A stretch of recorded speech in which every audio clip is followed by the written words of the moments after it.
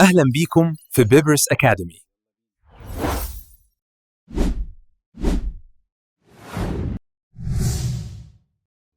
شركة زودت مبيعاتها ب 25% في 6 شهور بس، لكن أرباحها نزلت 40%. إزاي ده حصل؟ تعال أقول لك يا صديقي إيه اللي حصل.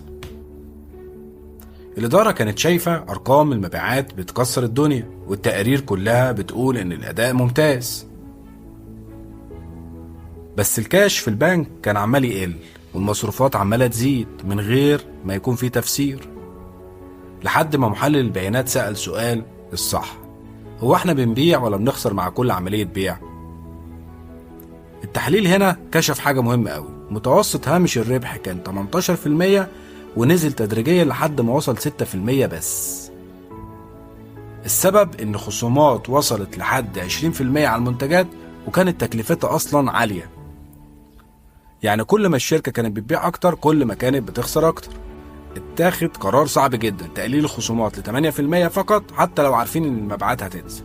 برغم ان المبيعات نزلت 10%، لكن هامش الربح طلع معانا 15%، والارباح بدأت ترجع لوضعها الطبيعي.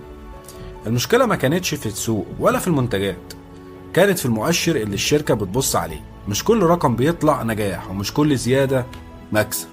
ما تنساش تعمل لايك وسبسكرايب، واشوفك الفيديو الجاي يا صديقي.